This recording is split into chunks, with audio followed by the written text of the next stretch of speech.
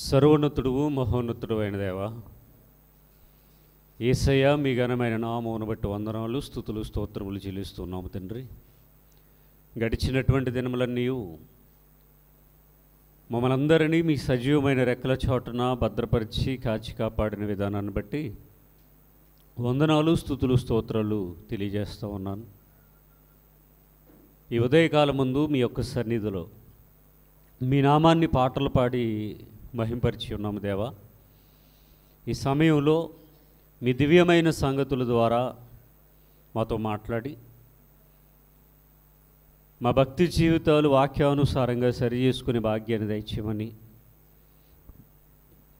సృష్టికర్తవైనటువంటి నిన్ను గూర్చి తెలుసుకునే ఎన్నో అమూల్యమైన సత్యాలు మాకు నేర్పించమని కోరుతూ, ప్రభు అయిన యేసుక్రీస్తు వారికే ఈ ప్రార్థన మనవులు మిక్కిలి వినయంతో ప్రార్థించి బ్రతిమలాడి వేడుకొని ఆడుచున్నాను.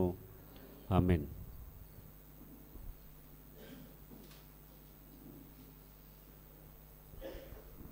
చేరి వచ్చిన దేవుని పిల్లలైన మీ అందరికీ మనందరి ప్రభువును లోకరక్షకుడైన యేసుక్రీస్తు వారి ఘనమైన నామమున నా యొక్క శుభములు, వందనాలు తెలియజేస్తూ ఉన్నాను. దేవుడు మనలను ప్రేమించి సజీవుల లెక్కలలో ఉంచి ఆరోగ్యమునిచ్చి ఆయుష్ను ఇచ్చి ప్రతి క్షణము మనలను కంటికి రెప్పలా కాపాడుతూ ఉన్న విధానాన్ని బట్టి గొనుడైన దేవుని నామమునకే మహిమ కలుగునుగాక. ఆమేన్.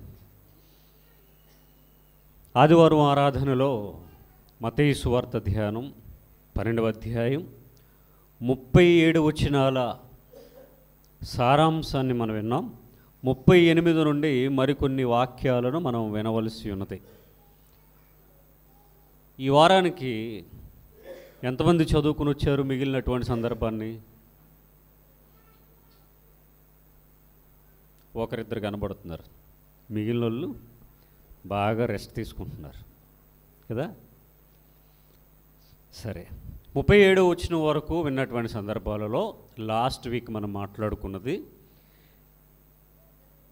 వ్యర్థమైన ప్రతి మాట గూర్చి దేవునికి లెక్క చెప్పాలి.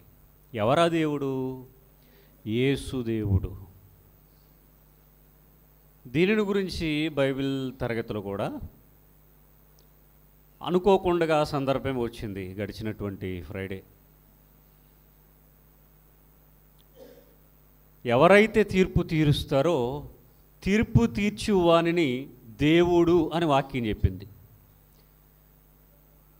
ఈరోజు చాలామంది యేసుక్రీస్తు దేవుడు కాదని సెమినార్లు పెట్టి చెప్తున్నారు. మరి వీళ్ళని ఏమని అనాలో ఏం చేయాలో కానీ అసలు వాక్యం ఏం చెప్తుంది?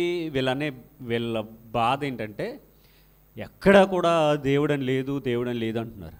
మరి ఉన్న సందర్భాలన్నీనేమో ట్రాన్స్లేషన్ మిస్టేక్స్ అంటున్నారు. సరే, అంటే వ్రాయబడిన సందర్భాలు నీ దృష్టిలో ట్రాన్స్లేషన్ మిస్టేక్స్ అయితే తీర్పు తీర్చే వానిని దేవుడు అని వాక్యం సంబోధిస్తుంది, నేను కాదు.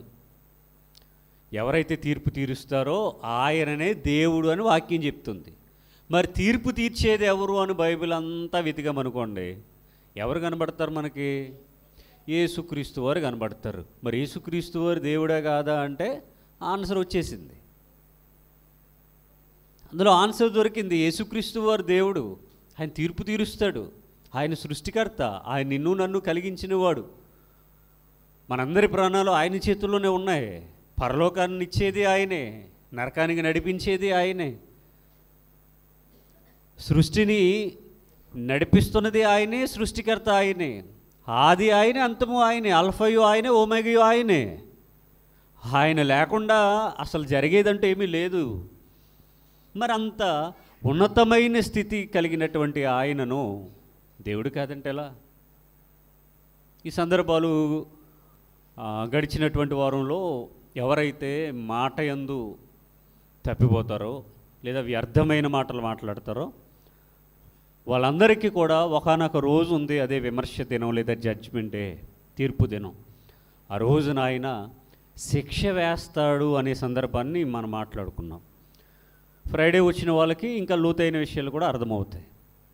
ఎందుకంటే దీనికి సంబంధించి ఇంకా ఎన్నో విషయాలు కూడా మనం శుక్రవారం బైబిల్ తరగతులు కూడా నేర్చుకున్నా. రైట్. 38వ వచనం. అప్పుడు శాస్త్రులలోను పరిసయ్యులలోను కొందరు బోధకుడా బోధకుడా.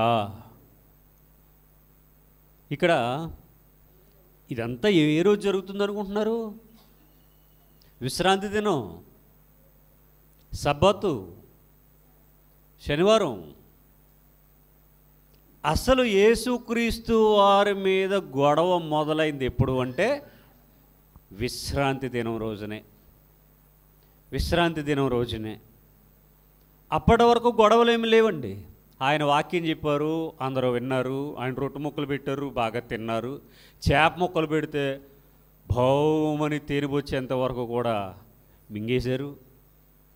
స్వస్థతలు చేస్తే ఆనందపడ్డారు, దెయ్యాలు వదిలితే సంతోషపడ్డారు, రోగాలు నయమైతే గొంతులు వేశారు, చచ్చిపోయిన వాళ్ళు బ్రతికితే విభ్రాంతి నొందారు. అన్నీ బాగానే ఉన్నాయి. మొత్తానికి ఏ ధర్మశాస్త్రాన్ని అయితే దేవుడు ఇజ్రాయేలీల ప్రజలకు ఇచ్చాడో, ఏ ధర్మశాస్త్రాన్ని అయితే వాళ్ళు పాటిస్తూ ఉన్నారో, ఏ ధర్మశాస్త్రాన్ని అయితే వాళ్ళు మోస్తూ ఉన్నారో, అదే శాస్త్రులు, పరిసయ్యులు, ధర్మశాస్త్రోపదేశకులు, పెద్దలు, యాజకులు, ఈ యూదులు, ఈ లేవీయులు మొత్తానికి ఆయన ఇచ్చినటువంటి ధర్మశాస్త్రాన్నే ఆయన మోడిఫికేషన్ చేస్తూ ఉన్నాడు. మీరు కేవలం ఆ రోజుకు మాత్రమే పరిమితం అయిపోయి మిగిలిన జీవితం అంతా, మిగిలిన రోజులన్నీ కూడా మీకు ఇష్టానుసారంగా బ్రతుకుతూ ఉన్నారు. ఇది నేను కోరుకున్నది కాదు, నేను దీనిని మారుస్తూ ఉన్నాను అని చెప్పే ఉద్దేశం ఆయనది. లేకపోతే విశ్రాంతి దినాన్ని ఎందుకు చేస్తాడు ఆయన్ని? ఆయన ఏదో మార్చాలనుకుంటున్నాడు. కాబట్టి వాళ్ళకి అర్థమైంది, ఏ దేవుడైతే మాకు ఈ ధర్మశాస్త్రాన్ని ఇచ్చారో ఆ దేవుని ఆజ్ఞలను ఈయన పాటించడం లేదు. కాబట్టి దైవదూషణ చేస్తూ ఉన్నాడు, దేవునికి వ్యతిరేకమైన పనులు చేస్తూ ఉన్నాడు. కాబట్టి ఇతనికి ఏదో ఒక రకంగా మన బుద్ధి చెప్పాలనుకున్నారు. ఆ రోజు నుండి ఆయన మీద కక్ష కట్టారు. ఆ రోజు నుండి కూడా ఆయన మీద కక్ష కట్టారండి. ఈరోజు ఎవరైనా కనుక ఆదివారం ఆరాధన చేయకూడదు అని గట్టిగా ప్రసంగం చేసాడు అనుకోండి, విశ్వాసులు, పెద్దలు, క్రైస్తవ సమాజం అతను ఎలా చూస్తుంది? అతనేదో పాపం చేశాడు అన్నట్టుగా, అతడేదో బైబిల్లో నుండి బైబిల్ని ధిక్కరిస్తూ దేవుని వాక్యాన్ని తప్పుగా బోధిస్తున్నాడు అనేటటువంటి ఒక ఫీలింగ్ అనేది అందరికీ కలుగుతుంది కదా. అందుకని చాలామంది ఏమంటారంటే, ఆదివారం ప్రార్థనకి వెళ్ళలేదండి, ఏదోలాగా అయిపోయిందండి అంటాడు, కానీ రాడు. అంటే ఇతను ఆదివారానికి కనెక్ట్ అయిపోయాడు అంతే. నిజానికి దేవుణ్ణి ఎప్పుడు ఆరాధించాలి? ప్రతిరోజును. దేవునికి వారాలు, దేవునికి ముహూర్తాలు, సమయాలు ఏమీ లేవు. ఆయన ఏర్పాటు చేసింది కదా ఈ రోజులన్నీ. అందులో ఒకే రోజున ఆయన కోరుకుంటాడా ఏంటి? మిగిలిన ఆయనవి కాదా? ఆదివారమైన అయింది, సోమవారం అయింది కాదా, ఇంకొకరు చేశారా ఏంటి? మిగిలిన 6 రోజులు, ఆదివారం మినహా మిగిలిన 6 రోజులు ఆయనకి సంబంధం లేదా ఏంటి? మొదటి శతాబ్దపు క్రైస్తవ్యం శిష్యులు మరి వాళ్ళు ప్రతిరోజు ఎందుకు కూడుకున్నారు? అంటే ప్రతిరోజు కూడా మనం దేవునితో నడవాలి అనేది కాన్సెప్ట్. దీన్ని వదిలేసింది క్రైస్తవ్యం. కేవలం ఒక్క రోజుకు మాత్రమే పరిమితం అయిపోయింది. అంటే ఇలాంటి పరిస్థితుల్లో కనుక ఇలాంటి స్టేట్మెంట్, ఒక బోల్డ్ స్టేట్మెంట్ కనుక ఎవరైనా ఇచ్చారనుకోండి, ఆదివారం కేవలం దేవుని ఆరాధిస్తే దేవుడు ఊరుకోడు, దేవుడికి నచ్చదు, అది క్యాన్సిల్ చేసేయండి, వీళ్ళు అన్ని రోజులు ఆరాధించండి అన్నాడు అనుకోండి, ఎలా ఉంటుంది జనాలందరికీ? ఆదివారం అనుకున్న స్పెషాలిటీ ఏంటో తెలుసా? యేసుక్రీస్తు వారు పునరుత్థానం చెందారు కాబట్టి ఆదివారం ఆరాధన చేయాలంటారు అంతే. ఏదో మనకు తెలియనట్టుగా మళ్ళీ ఆ రెఫరెన్స్లన్నీ కూడా పట్టుకొని చూపిస్తారు. యేసుక్రీస్తు వారు ఆదివారం ఉదయాన్నే పునరుత్థానం చెందారని ఎవరికి తెలీదు? అందరికీ తెలిసిందే కదా. మీకు విషయం చెప్పనా, ఆయన శనివారం ఎందుకు లేవలేదు? ఎప్పుడైనా ఆలోచించారా? ప్రభువైన యేసుక్రీస్తు వారు శనివారం లేస్తే ఆయన తప్ప? మూడో దినం అంటే ఒక రోజు ముందు చచ్చిపోయి శనివారానికి లేస్తే ఏమైనా తప్ప? ఆల్రెడీ ఇజ్రాయేలీలు ఆ విశ్రాంతి దినం గురించి శనివారాన్ని లాక్ చేసుకుని ఆ శనివారం కోసం ఇప్పుడు ఆయన ప్రాణాలు తీయడానికి తయారయ్యారు. అదే శనివారమే కనుక లేచాడు అనుకోండి, ఇక శనివారానికి ఉన్నటువంటి ప్రాధాన్యత, ప్రాముఖ్యత, ఆ రోజు జరిగేటటువంటి వ్యాపారం, ఆ రోజు జరిగేటటువంటి బిజినెస్, ఆ రోజుకున్నటువంటి హడావిడి మామూలుగా ఉండదు ఇక ప్రపంచమంతా. అందుకనే ఆ శనివారాన్ని తోపు తోసి ఇంకో రోజు ఎక్స్ట్రా ముందుకు వచ్చాడు ఆయన. అమలాపురంలో సోమవారం చర్చి అని ఒకటి జరిగేది, ఇప్పటికీ జరుగుతుంది. దాని పేరు సోమవారం చర్చి కాదు, బైబిల్ మిషన్ సంఘం పేరూరులో ఉంటుంది. పేరూరు వై జంక్షన్ ఉంది కదా, ఇప్పుడు అది వై జంక్షన్ కాదు, మొత్తం XYZ మొత్తం అన్ని జంక్షన్లు కూడా కలిసిపోయి అందులో పెద్ద సిటీలా అయిపోయింది. ఆ పేరూరు వై జంక్షన్లో సత్యానందం గారని ఆయన ఆధ్వర్యంలో నడిచేది. కరోనా సమయంలో ఆ భార్యాభర్తలు ఇద్దరు కూడా చనిపోయారు, కరోనాతోనే చనిపోయారు. ఇప్పుడు దాన్ని వాళ్ళ అల్లుడు గారు ఎవరో నడిపిస్తున్నారు. నా చిన్నప్పటి నుండి కూడా అమలాపురానికి సోమవారానికి ఉన్నటువంటి ప్రాధాన్యత ఏంటంటే, ఆ రోజు గుర్రపు బళ్ళు ఖాళీ ఉండేవి కావు. ఇప్పుడంటే ఆటోలు వచ్చాయి, కానీ ఒక 10 years back, 15 years back, 20 years back వెళ్తే గుర్రపు బళ్ళే.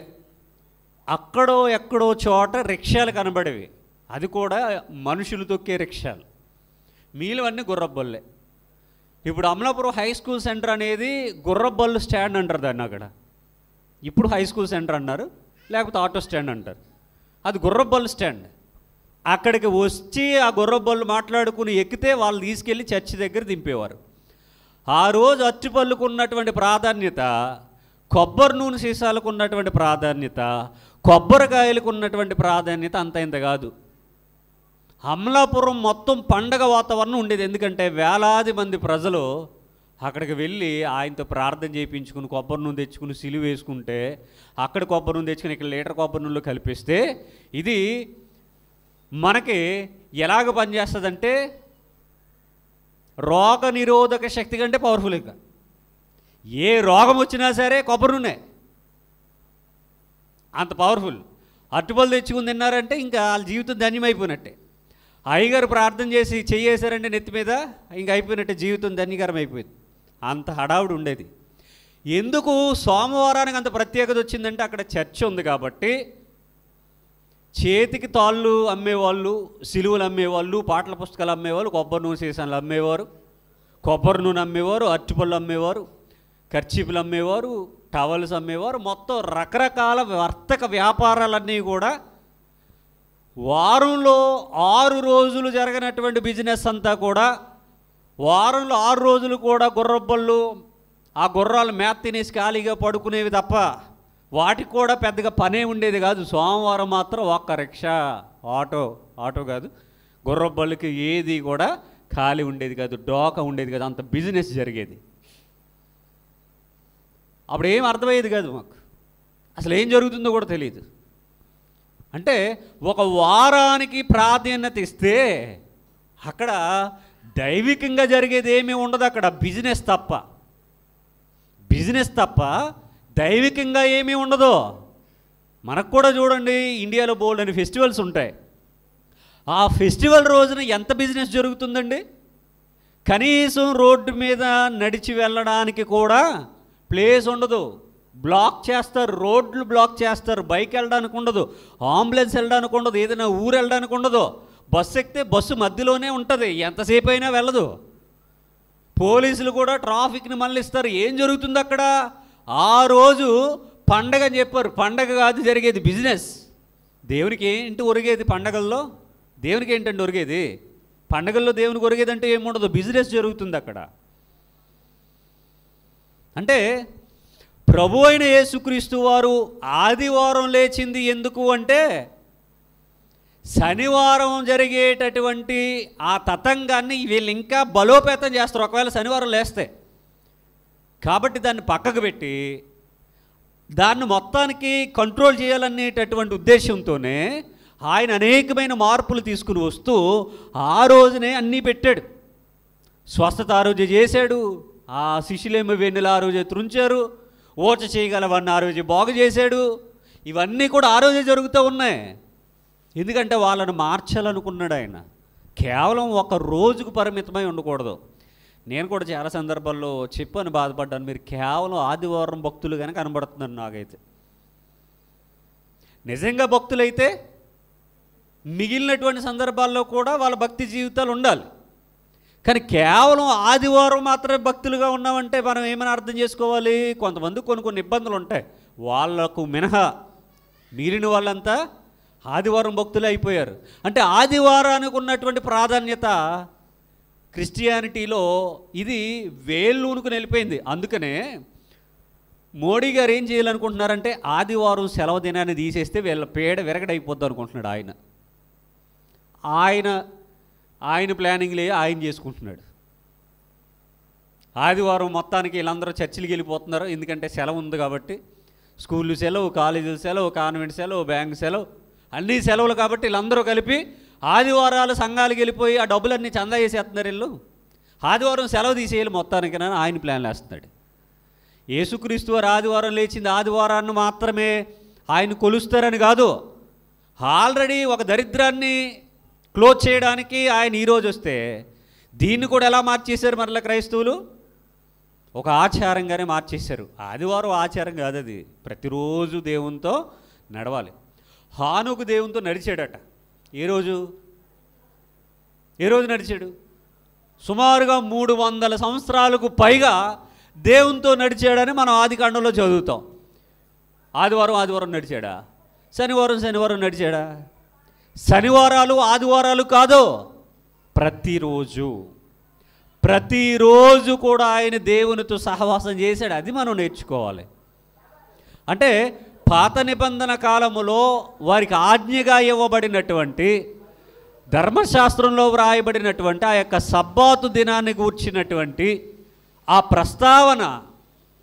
ప్రస్తావనను మాన్పించడానికి కేవలం ఒకరోజుకు మాత్రమే మీరు పరిమితమై ఉండకూడదనే విషయాన్ని వాళ్ళకి తెలియజెప్పడానికి ఆయన దానిని మార్చే ప్రయత్నం చేస్తే వీళ్ళేం చేశారు అంటే ఆయన మీద కక్ష కట్టారు. ఇప్పుడు చదవండి 38. అప్పుడు శాస్త్రులలోను పరిసయ్యులలోను కొందరు,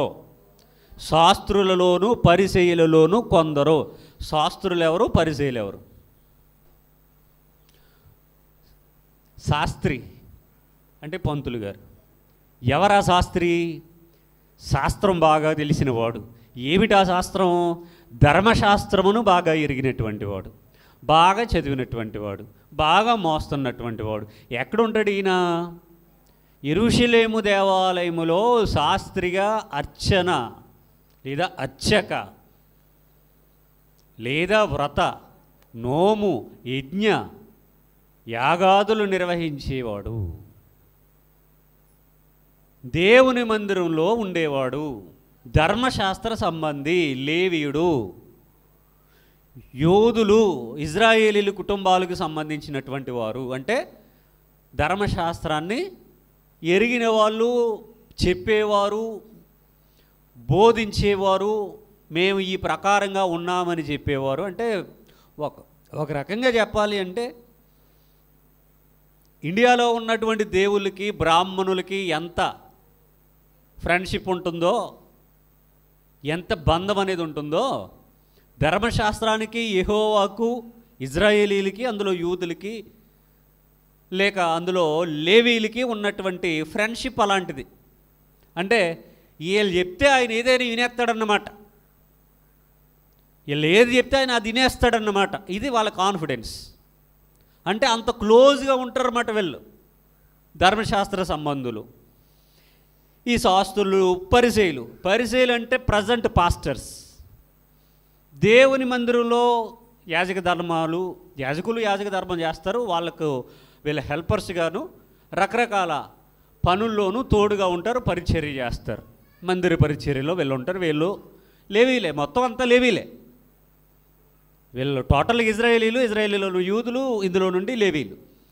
అంటే వీళ్ళకి దేవునికి మధ్య అవినాభావ సంబంధ బాంధవ్యాలు గట్టిగా ఉన్నాయి.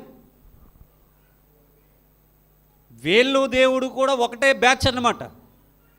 ఆ యెహోవా ధర్మశాస్త్రం ఈ యూదులు లేదా ఈ లేవీలు, యాజకులు, పెద్దలు, శాస్త్రులు, పరిసయ్యులు, ధర్మశాస్త్రోపదేశకులు వీళ్ళందరిది కూడా ఒకటే కుటుంబం అన్నమాట.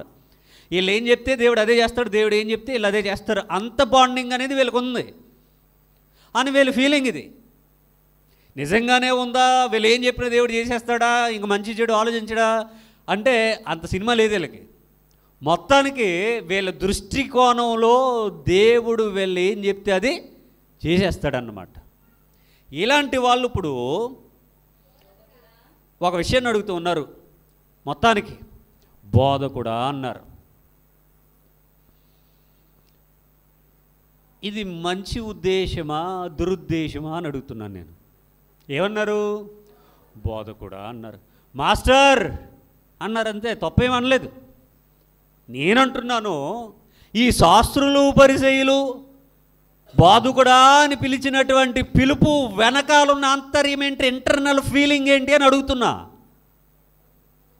దురుద్దేశమా సదుద్దేశమా? మీరు ఏ ఉద్దేశంతో వచ్చారు ప్రార్థనకి? సదుద్దేశం, భక్తి, ఆరాధన, ప్రార్థన, లార్డ్ సప్పర్ వచ్చారు, మంచిదే అని అనుకున్నారు, సరే మంచిదే. ఇక్కడ వీళ్ళు కూడా అన్నారు బోధకుడా అంటే బోధకుడా అని పిలిచారు. వీళ్ళు పెదవులతో అయితే పిలిచారు కానీ మనసులో మాత్రం ఆ ఫీలింగ్ ఉంది వీళ్ళకి. ప్రభు అంటాడు కదా, మీరు నన్ను పెదవులతో గనపరుచుతున్నారు కానీ హృదయం ఎక్కడుంది? నాకు దూరముగా ఉన్నది అన్నాడా? మీరు పెదవులతో నన్ను గనపరుచుదురు కానీ మీ హృదయం మాత్రం దూరంగా ఉంది. ఎక్కడుందిరా హృదయం అంటే, దేవా నీకు దూరంగా ఉంది. అది ఆన్సర్. వీళ్ళు కూడా పెదవులతో బోధకుడా అని పిలిచారు కానీ వీళ్ళు ఎలాంటి వాళ్ళు అంటే, మీకు పిల్లలకి ఎగ్జామ్లో కూడా ఒక సామెత అడుగుతారు, తెలుగులో సామెతలో ఎగ్జామ్లో అడుగుతారు, తేనె పూసిన కత్తి, దీని గురించి వివరించండి. మీకు వచ్చింది ఎప్పుడైనా ప్రశ్న? 10th లోపులోనే వస్తుంది. ఒకవేళ ఇంకా 10thలోకి వెళ్ళకపోతే 10th లోపులోనే 10thలో అయినా సరే వస్తుంది, తేనె పూసిన కత్తే, ఇది సామెత, దీని గురించి వివరించండి, 2 ముక్కల్లో రాయండి అని చెప్తాడు. అప్పుడు మీ ఇష్టం వచ్చినట్టు రాయాలి. తేనె పూసిన కత్తి అంటే పైకి తేనె కనబడుతుంది, లోపల ఏముంది? అదే గొర్రె చర్మం కప్పుకున్న తోడేలు అంటే అదే. బయటికి ఎవరు కనబడుతున్నారు? గొర్రె. తోడేలు కనబడదు, గొర్రె కనబడుతుంది. లోపల స్వభావం క్రూరత్వం, తోడేలు. తేనె పూసిన కత్తి అని అంతే. లోపలేమో కత్తి ఉంది, పైన ఏముంది? తేనె ఉంది. కొన్ని ట్యాబ్లెట్స్ ఉంటాయి, పైన స్వీట్గా ఉంటాయి, చెప్పలిస్తే లోపలికి వెళ్ళేసరికి ఇంక దిగదు. కొన్ని ట్యాబ్లెట్లు చెప్పలించాలి. పైన కోటింగ్ వేస్తాడు, షుగర్ కోటింగ్, ముందు బాగుంటుంది, స్వీట్గా ఉంటుంది, లాగేస్తారు. ఆ కాసేపటికి చేదుగా అయిపోద్ది. గొంతు ఇన్ఫెక్షన్లు అవి క్లియర్ అవ్వడానికి అలాంటివి ఇస్తూ ఉంటారు. లోపలేమో మెడిసిన్ ఉంది, పైన ఏమో షుగర్ కోటింగ్ ఉంది. వీళ్ళు కూడా ఏంటంటే పైకి బాగా మేకప్లు, వాళ్ళ డ్రెస్సింగు, వాళ్ళ మాటలు, వాళ్ళ హావభావాలు, వాళ్ళు అలా నడిచి వెళ్తూ ఉంటే జనాలు పొరులు దండాలు పెట్టడాలు, అబ్బో సూపర్గా ఉంటుంది సీన్. కానీ లోపల వీళ్ళ మనస్తత్వం ఎలాంటిది? క్రూరత్వం. ఇలా అన్నారు ఇప్పుడు బోధకుడా, నీ వలన ఒక సూచక క్రియ చూడగోరుచున్నామని ఆయనతో చెప్పగా ఆయన ఎట్లనెను.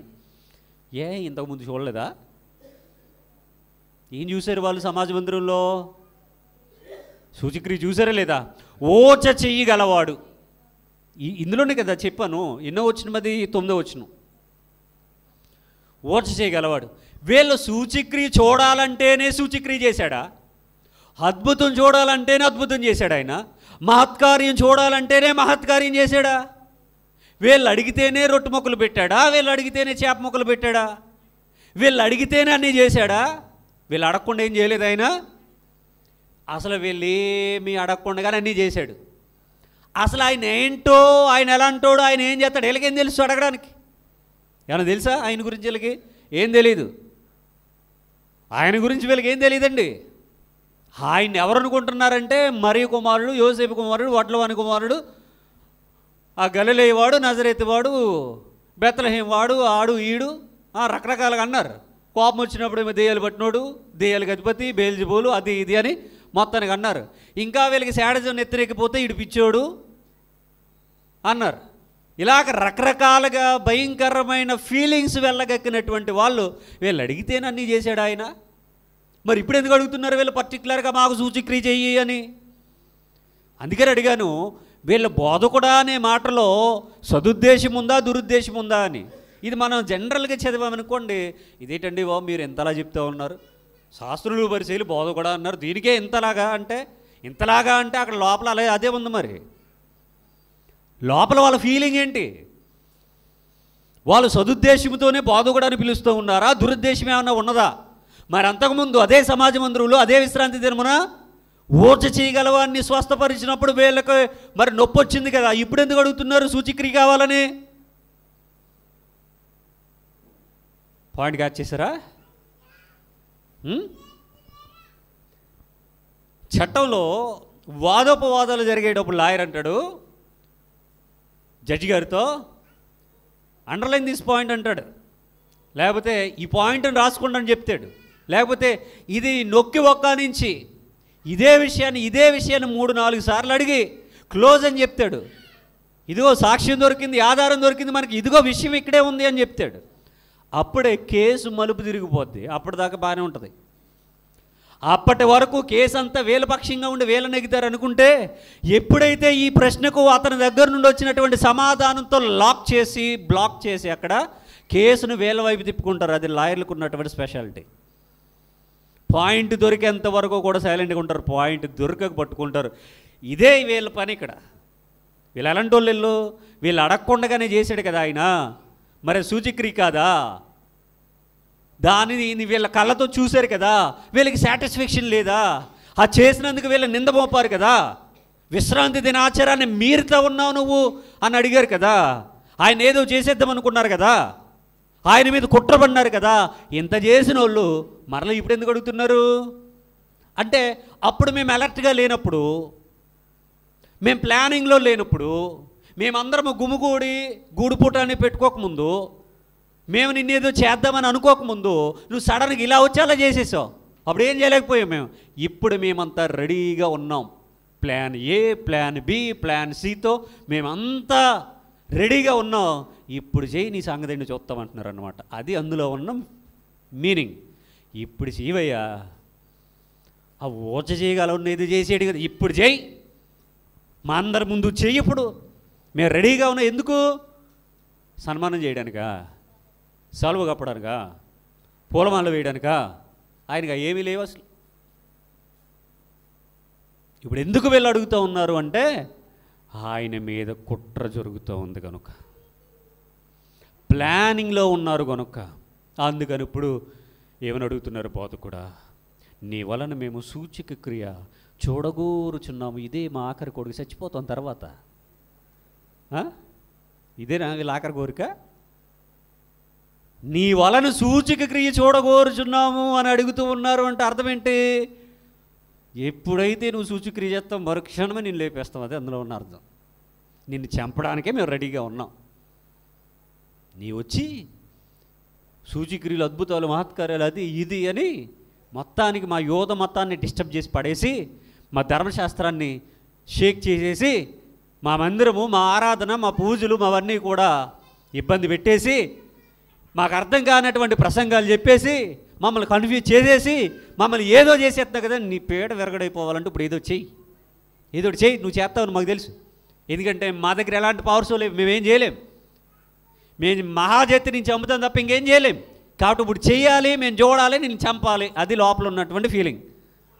అందుకని పైగా ముందు ఏం చేస్తున్నారు, బలిచ్చే ముందు మేకని, గొర్రెపోతుని ఊరేగిస్తారు. ఎందుకు? సింహాసనం మీద కూర్చోబెట్టడానిక? సింహాసనం మీద కూర్చోబెట్టడానిక ఊరేగించేది? ఆ మేకని, ఆ గొర్రెని ఊరేగించేది ఎందుకు? అదనుకుంటుంది రోజు ఆ బురదలో పడి అలాగ మేస్తా ఎక్కడెక్కడికో తిరుగుతా అలసిపోయేదాన్ని. ఈరోజు అవన్నీ అలాగ తిరుగుతూ ఉన్నాయి. నా జీవితం బాగుంది, నన్ను ఊరేగిస్తున్నారు, డప్పులు వాయిస్తున్నారు, ఆర్కెస్ట్రా పెట్టారు, పాటలు పాడుతున్నారు, జోలు వేస్తున్నారు, సంబరాలు చేస్తున్నారు, మంచిగా సెలబ్రేషన్ జరుగుతుంది నాకని అది అనుకుంటాను. తర్వాత ఎందుకు ఇదంతా చంపడానికి. పెళ్లి చేసుకునేటప్పుడు కూడా ఊరేగింపులు పెడతారు. పాపం వాళ్ళకి అప్పుడు అర్థం కాదు, భలే సంబరం అనుకుంటారు, తర్వాత అర్థమవుతుంది సినిమా. కనుక ఇక్కడ వీళ్ళ యొక్క ఆలోచన, వీళ్ళ మనస్తత్వం, వీళ్ళ మాటలు ఇవన్నీ ప్రభువుకి తెలుసు అంటారా, తెలియదంటారా? అది తెలియదంటూ ఏమీ లేదు. ఆల్రెడీ మనం శుక్రవారం బైబిల్ తరగతిలో మాట్లాడేసుకున్నాం. మీరు ఏంటంటే ప్రతి వారం కూడా శనివారం బైబిల్ తరగతి, శుక్రవారం బైబిల్ తరగతులు చెప్పేసి అంటారు. ఏం చెప్పారు అంటే వస్తే తెలుస్తుంది, లేకపోతే చెప్పను. ఇంకా వచ్చిన వాళ్ళకి తెలుస్తుంది, రాకపోతే చెప్పను.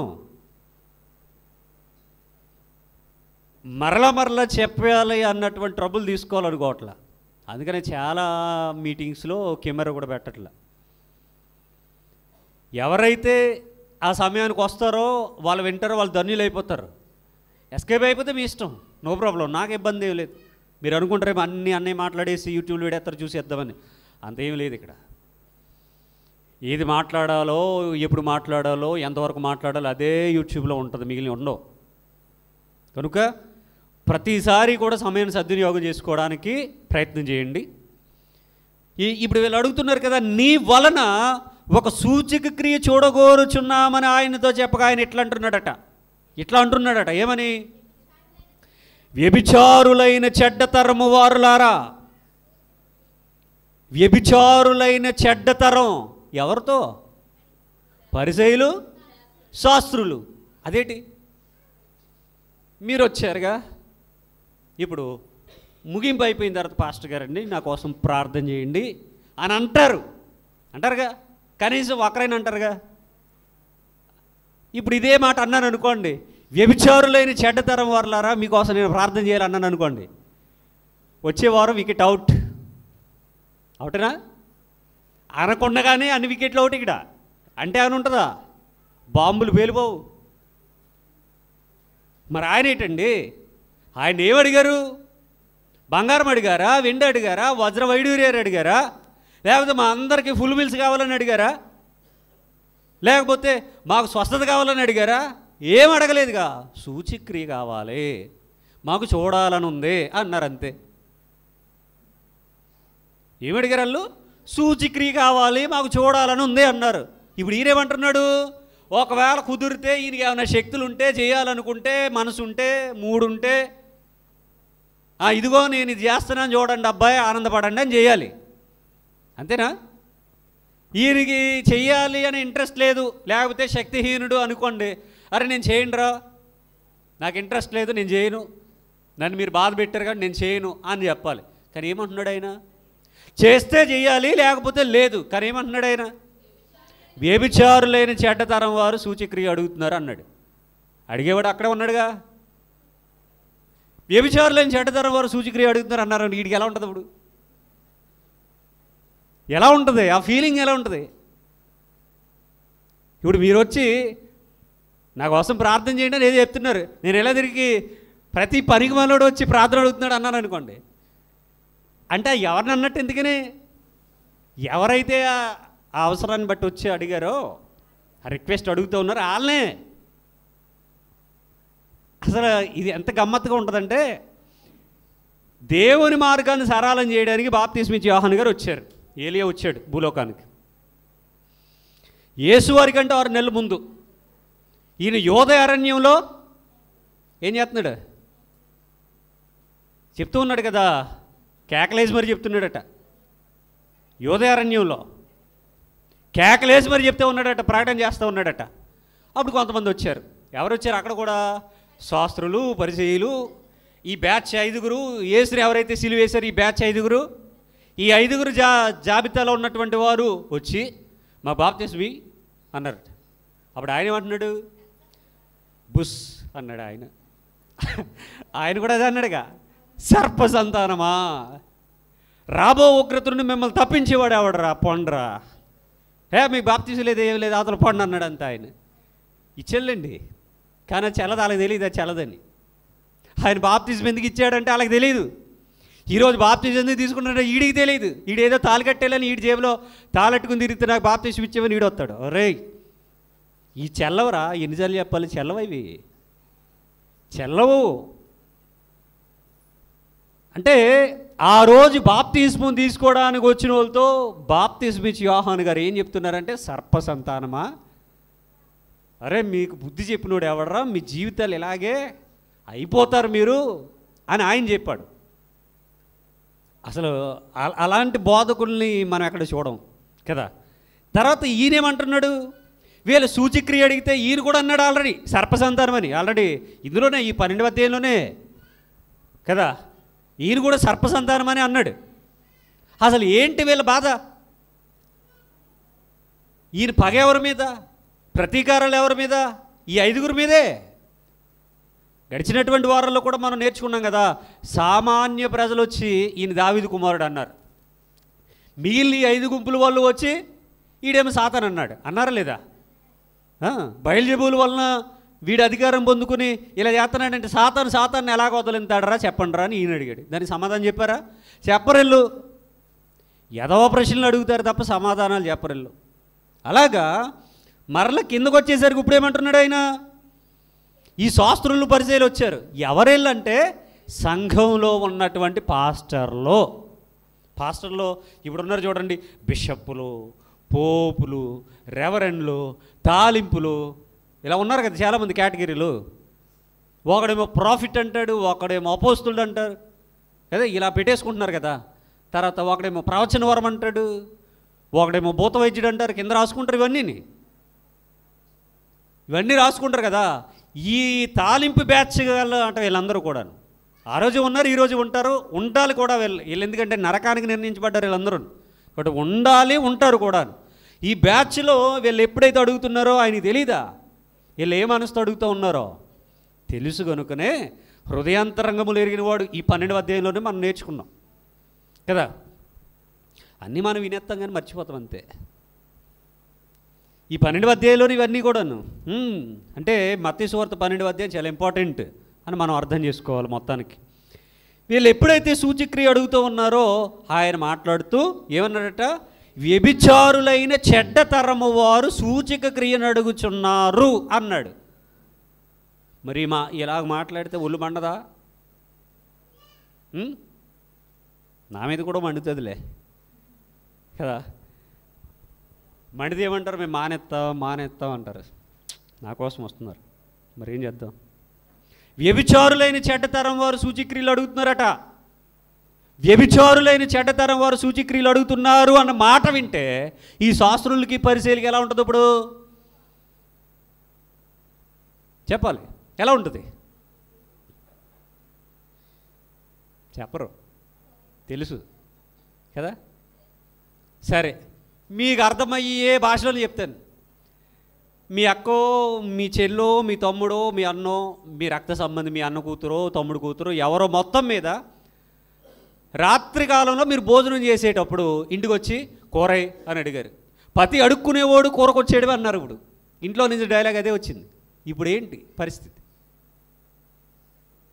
అడుగుతారు కదా, కర్రీస్ అడుగుతారు కదా, పక్కింటోళ్ళని, ఎదురింటోళ్ళని, బంధువుల్ని అడుగుతారు కదా.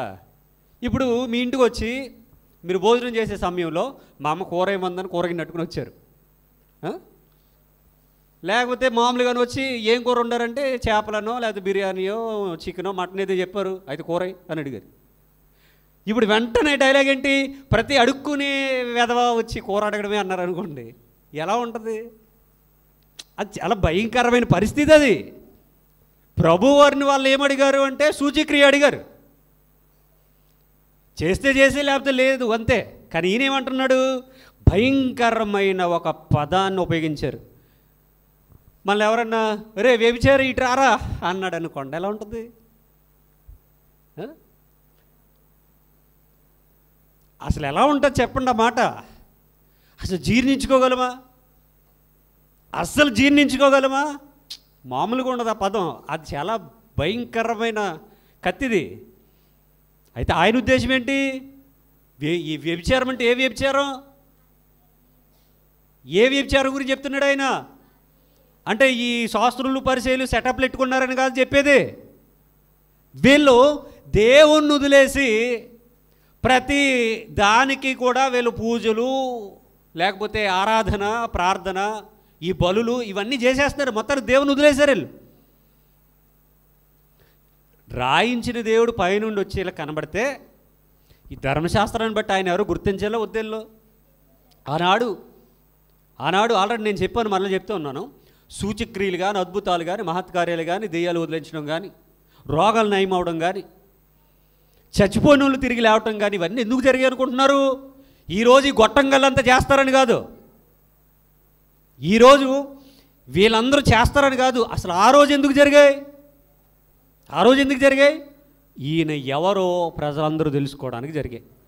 ఆల్రెడీ పాత నిబంధనలో యెషయా గ్రంథంలో చెప్పాడు ఆయన, నేను వచ్చిన తర్వాత భూమి మీద ఏం చేస్తానో అవి జరిగినప్పుడు నన్ను మీరు ఏమని విశ్వసించాలి, అవి జరిగాయంటే అసలు ఏంటి అనేది మీరు తెలుసుకోవాలని ఆయన అది రాయించినప్పుడు, నెత్తి మీద సంకలో పెట్టుకుని తిరిగేటటువంటి ఈ బ్యాచ్ గాలికి, ఈ గౌన్ బ్యాచ్ గాలికి గౌన్లు వేసుకుంటారు వీళ్ళు, నిలువు టంగిలు ధరిస్తారు వీళ్ళు. లూథరన్ సంఘాల్లో, ఆర్సీఎం సంఘాలు ఎప్పటికీ కూడా నిలువు టంగిలు ధరిస్తారు వీళ్ళు, ఎఫోదు ధరిస్తారు, తెల్ల గౌన్లు వేసుకుంటారు వీళ్ళు, బెల్ట్లు పెట్టుకుంటారు వీళ్ళు.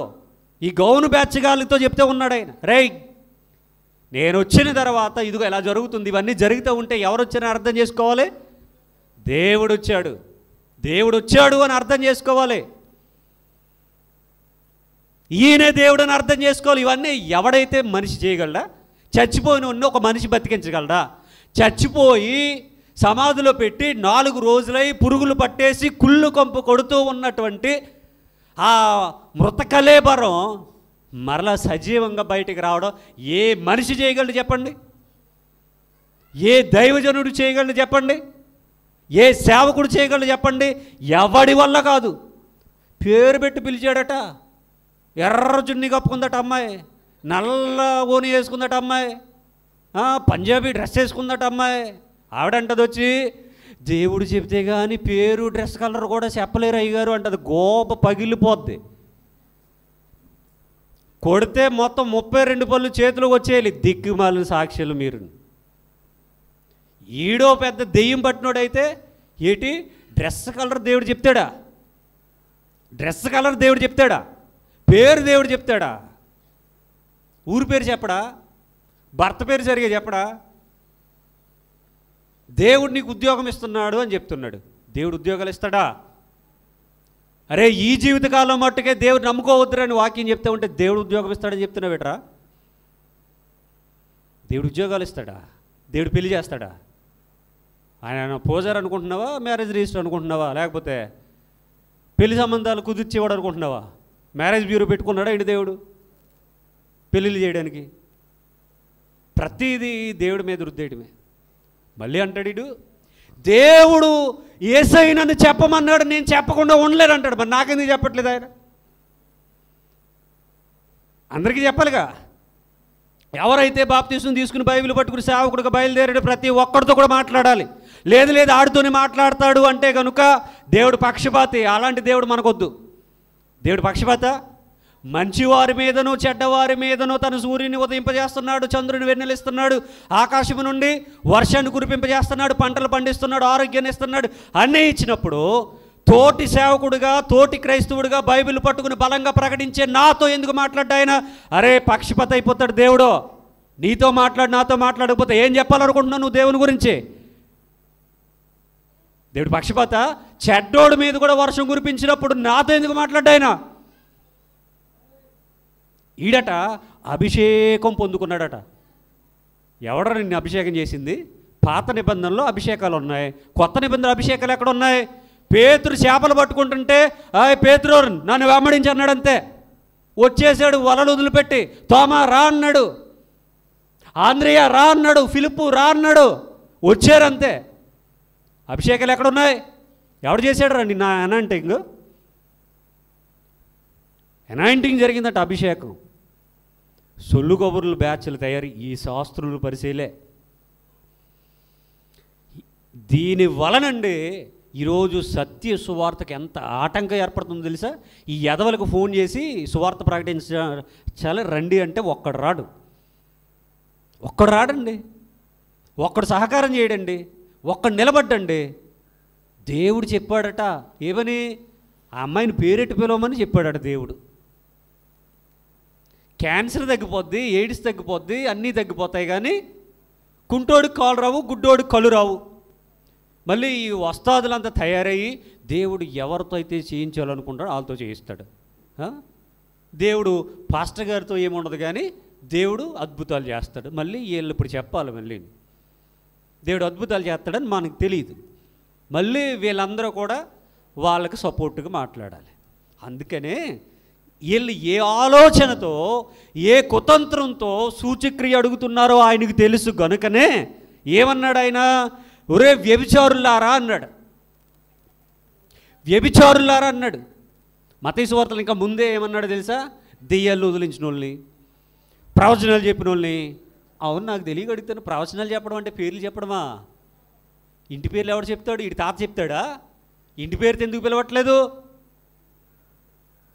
పెళ్ళైన అమ్మాయికి అయితే తల్లిగారి ఇంటి పేరు, భర్త ఇంటి పేరు కూడా చెప్పాలి. అబ్బాయిలకైతే ఒకటే ఇంటి పేరు ఉంటుంది కాబట్టి అది చెప్పాలి. వంశం చెప్పాలి, క్యాస్ట్ చెప్పాలి, ఏ గోత్రంలో పుట్టాడో చెప్పాలి, ఏ ఊరిలో పుట్టాడో చెప్పాలి, ఏ హాస్పిటల్లో పుట్టాడో చెప్పాలి, ఎవరు డెలివరీ చేశారో చెప్పాలి, ఎవరు ఆపరేషన్ చేశారో చెప్పాలి. ఇవన్నీ ఎందుకు చెప్పడాడు? పేరు ఒకటి ఎందుకు చెప్తాడు? ఫోన్ నెంబర్ చెప్పడు. బ్యాంక్ అకౌంట్ నెంబర్లు అంటే 2 నెంబర్ ఉందంట. వీడు పెండా కూడా ఏమి లేదు అందులోని. 2 నెంబర్ ఉండదా? బ్యాంక్ అకౌంట్లో ఎన్ని నెంబర్లు ఉంటాయండి? 0 నుండి 9 వరకు ఉన్న నెంబర్లు రిపీటెడ్గా ఉంటాయి. ఫోన్ నెంబర్లు ఎన్ని నెంబర్లు ఉంటాయి? 0 నుండి 9 లోపల ఉన్నటువంటి నెంబర్లు రిపీట్ అవుతూ ఉంటాయి. నీ అకౌంట్ నెంబర్లో 2 ఉంది, అయితే నువ్వే ఎందుకు? వీడికి ఆమె అకౌంట్ మీద ఉంది. ఎందుకని? ఆమె అకౌంట్ ఖాళీ చేసే వరకు ఈ అకౌంట్ నెంబర్ వదలలేడు. ఆమె అకౌంట్లో ఆమె ఉద్యోగం చేసుకుంటుంది, లేదా అతను ఉద్యోగం చేస్తున్నాడు, ఈడి అకౌంట్ నెంబర్ చెప్తాడు. 2 ఉంది, 3 ఉంది, 0 ఉంది. ఈ నెంబర్లు కాకుండా ఇంకో నెంబర్ ఉంటుందా? 9 తర్వాత ఇంకో నెంబర్ డైరెక్ట్గా సింగిల్ డిజిట్ నెంబర్ ఏముంటుంది? ఉండదు. ఇంకా 0 to 9 అంతే. అవే ఉంటాయి. అందులో చీకట్లో బాణాలు అన్నట్టుగా ఏదోటి చెప్పి, అంటే ఆ అకౌంట్ నెంబర్లో 2 ఉంటే, ఆ అకౌంట్ నెంబర్లో ఎంత క్యాష్ ఉంటే ఆ క్యాష్ అంతే. ఇప్పుడు ఇదిగో స్కాన్ చేయండి అంటే టీవీ మీద పెడతాడు నెంబర్ వచ్చి.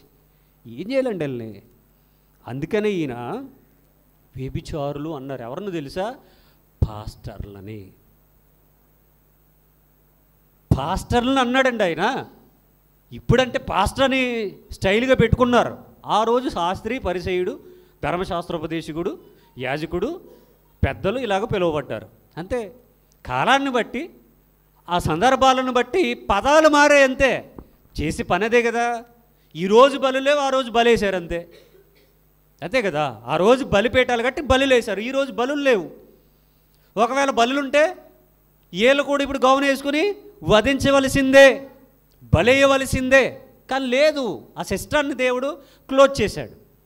అందుకనే ఎవరైతే ఈరోజు అద్భుతాలు, సూచక్రియలు, మహత్కార్యాలు, రోగాలు, దెయ్యాలు, చెత్తా చెదారం అని అడుగుతున్నారో వీళ్ళందరూ ఎవరు ఆయన దృష్టిలో? వ్యభిచారులు. పాస్టర్లైన వ్యభిచారులైనా? ఆ వ్యభిచారులే. నాతో మాట్లాడాడు దేవుడు అంటాడే, వీడి పెద్ద వ్యభిచారి. ఎందుకంటే దేవుడు వీడితో మాట్లాడాడు అనేది ఏంటది? అబద్ధం. దేవుడు నాతోనే మాట్లాడేశాడు అనేది అబద్ధం. అది భ్రమపరుచు ఆత్మ పట్టుకుందండి. భ్రమలో బ్రతుకుతున్నాడు వీడు. మోసపరుచు ఆత్మ పట్టుకుంది, మోసాలు చేస్తూ ఉన్నాడు వీడు. ఏమండి? కాబట్టి ఆనాడే చెప్పాడు ఆయన, వీళ్ళందరూ కూడా వ్యభిచారులు అని. ఈరోజు కూడా ఇది జరుగుతుంది. ఈ వ్యభిచారులంతా ఏమడుగుతున్నారట? సూచిక క్రియను అడుగుతున్నారట. ప్రభు అంటున్నాడు అప్పుడు, ప్రవక్త అయిన యోనాను గూర్చిన సూచక్రియే కానీ మరి ఏ సూచక్రియ అయినను వారికి అనుగ్రహింపబడదంట. ఆ రోజు ఏం చేయట్లేదట ఆయన. ఈ 39 టిక్ పెట్టుకోండి. వచ్చే వారం కూడా 39 మనం మాట్లాడుకోవాలి, సరేనా? 39 మాట్లాడుకోవాలి. ప్రవక్త అయిన యోనాను గూర్చిన సూచక్రియే కానీ మరి ఏ సూచక్రియ వారికి అనుగ్రహింపబడదో అని చెప్పారు. ఒకవేళ అప్పుడే కనుక ఆయన ఏమైనా చెప్తే, వీళ్ళు ప్లానింగ్తో ఉన్నారుగా. కాబట్టి ఆ యోనాను గూర్చినటువంటి సూచక్రియ ఎప్పుడు జరుగుతుంది? అప్పుడేనా? విశ్రాంతి దినం రోజునేనా? వీళ్ళు అడిగితే ఈయన చేసేస్తాడా? వెంటనే జరిగిపోయేదా? వెంటనే జరిగేది కాదు. కాబట్టి వీళ్ళ ప్లాను తారుమారైపోయింది. వీళ్ళ ప్లాన్ ఆ రోజున వర్కౌట్ కాలేదు. ఒకవేళ ఆయన వెంటనే చేసేదే అనుకోండి, వీళ్ళ ప్లాన్ ఏదో వర్కౌట్ అయ్యేదేమో. అయితే ఆయన చెప్పింది ఎప్పటి గురించి చెప్పాడు? ఆయన శిలువ మరణాన్ని గురించి చెప్పాడు. శిలువ మరణాన్ని గురించి చెప్పాడు. ఇదే సందర్భాన్ని ఇస్లాం వక్త అయినటువంటి షఫీ ఎంత దారుణంగా వక్రీకరించాడో వచ్చేవారని మాట్లాడతా. ఇదే వాక్యాన్ని, ఇదే వచనాన్ని. అందుకనే ఈ 39 వచనం టిక్ పెట్టుకోండి, ఇదే మాట్లాడాలి వచ్చేవారని చెప్పాను. షఫీ ఇదే వాక్యాన్ని ఎంత దారుణంగా వక్రీకరించాడో వచ్చేవారు మాట్లాడుకుందాం. వచ్చేవారం ఏం చేయాలి?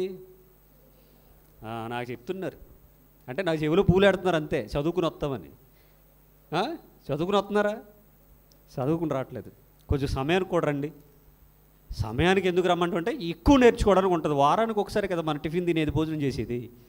ఆ రోజు గట్టిగా అయినా తినేద్దాం పోనీ. టైం సరిపోదు కదా. లేకపోతే సరే, ప్రార్థన చేసుకుందాం.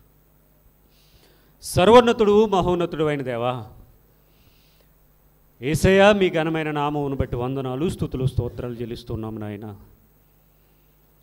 అసలు మిమ్మల్ని అర్థం చేసుకోవాలంటే తలకి కిందకి పెట్టి కాళ్ళు పైకెట్టి తపస్సు చేసిన మిమ్మల్ని అర్థం చేసుకోవటం చాలామందికి కష్టం నాయన. కానీ మీరు మమ్మను ప్రేమించి పరలోకపు సంగతులు, క్రీస్తును గూర్చిన మర్మాలు, మహాగణులకు తెలియబడినటువంటి సత్యాలు చిన్నవారమైన మాకు మీరు తెలియజేస్తూ ఉంటే మా ఆనందం పట్టరానిది నాయన. మీరు బోధించిన విధానం, మీరు నేర్పించినటువంటి విధానం ప్రకటిస్తూ ఉంటే రోషముగా మీ కొరకు బ్రతకాలని ఉంది. ఈ మాటలు వింటుంటే పౌరుషం తన్నుకొస్తుంది, మంట మండుతూ ఉంది. కానీ నాయన, దొంగలమయమైనటువంటి యొక్క క్రైస్తవ్యం దాన్ని ఆర్పేస్తూ ఉంది. ఏది ఏమైనా మిమ్మల్ని కూర్చున్నటువంటి సత్యంతో మాకు మార్గాన్ని మీరు సరళం చేశారందుని బట్టి వందనాలు. మీ కొరకు మండే జ్వాలగా ప్రజ్వలిస్తూ అనేకులను వెలిగించి మీ సన్నిధికి చేరే భాగ్యాన్ని మాకు అందరికీ దయచేయమని కోరుతూ యేసుక్రీస్తు వారికి ఈ ప్రార్థన సమర్పించుచున్నాను. ఆమేన్. అందరికీ వందనాలు.